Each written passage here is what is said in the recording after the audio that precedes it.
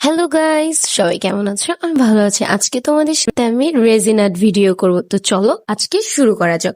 তো ফার্স্টে আমি এখানে রেজিনটা মিক্সড করে নিচ্ছি, আর আমি এখানে একটা বাটি নিয়ে নিব যাতে করে রেজিনটা পড়লেও কোনো সমস্যা না হয়। তারপর আমি নিয়ে নিচ্ছি গোলাপের 3টা পাপড়ি, আর আমি এই মোলটার মধ্যে দিয়ে দিচ্ছি গোলাপের ছোট্ট পাপড়িগুলো ছিঁড়ে ছিঁড়ে। এখন আমি রেজিন ঢেলে নিচ্ছি, তারপরে দিয়ে দিব রেজিন। আসলে রেজিন আর্ট করাটা আমার একটা স্বপ্ন ছিল, ফাইনালি সেটা হয়ে গেল। তো আমি এখানে সুন্দর করে পাপড়িগুলো দিয়ে দিচ্ছি, আর এই পাপড়িগুলো দেওয়ার আগে অবশ্যই তোমরা এটা রেজিনের মধ্যে একবার দিয়ে নিবে, বিকজ না হলে এটা একটু ফুলে ফুলে থাকে। দেন এই 2টা আর্ট করার পর এখান দিয়ে আমার বোন ওনাকে আর্ট করবে, এর জন্য আইসা আমাকে অনেক জ্বালাইতেছিল।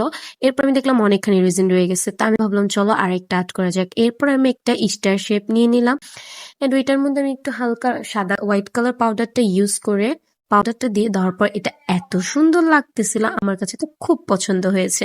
এরপর আমি এখানে একটু গ্লিটার দিয়ে দিলাম। গ্লিটারটা দেওয়ার পর এটা দেখতে আরো সুন্দর লাগতেছিল। এরপরও দেখলাম বেশ ভালোই রেজিন রয়ে গেছে, ভাবলাম চলো আরো একটা বানানো যাক।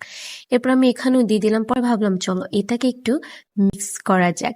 তারপর আমি এখানে ফার্স্টে হোয়াইট কালারটা দিয়ে এখানে ব্লু কালারটা দিয়ে দিলাম। 2টা একসাথে দেওয়ার পর দেখতে সুন্দরই লাগতেছিল, পুরো Cinderella Cinderella vibe. By the way, এটা আমি একটা চাবির রিং বানাবো, মানে কিচেন। আর বাকি 2টা পেন্ডেল আমি গলায় পরবো।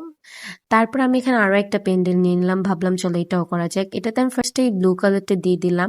এটা দেওয়ার পর আমি এটার উপরে একটু গ্লিটার দিয়ে দিলাম, বাট এই গ্লিটার গুলো ওই গ্লিটারের মতন, এগুলো একটু বড় বড় শেপের গ্লিটার।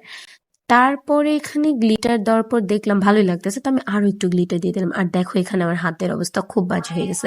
এখন এটা আমি নেক্সট মর্নিং এর জন্য 2000 years later. নেক্সট মর্নিং আমি উঠার পর দেখি এগুলো সব একদম ফিক্সড হয়ে গেছে। এখন আমরা এগুলোকে খুলবারে দেখব, আর এই জিনিসটা এত মজার ছিল। আর আমি এটা খোলার পর তো পুরোই এটা দেখতে এত সুন্দর লাগতেছিল, মানে বলার বাইরে। আর সাইডে যে রেজিনগুলো ছিল এগুলো তোমরা হালকা করে টান দিলেই মানে উঠে যাবে, বা শিরিষ কাগজ দিয়েও তোমরা ঘষে নিতে পারো, বাট আমি এখানে হাত দিয়ে উঠিয়ে ফেলছিলাম পরে। আর প্রত্যেকটা জিনিস দেখতে এত সুন্দর লাগতেছিল, মানে কি বলবো, জাস্ট ওয়াও। আর এখন আমি তোমাদেরকে একটা একটা দেখে দিচ্ছি, তোমরা গানের সাথে এনজয় করো।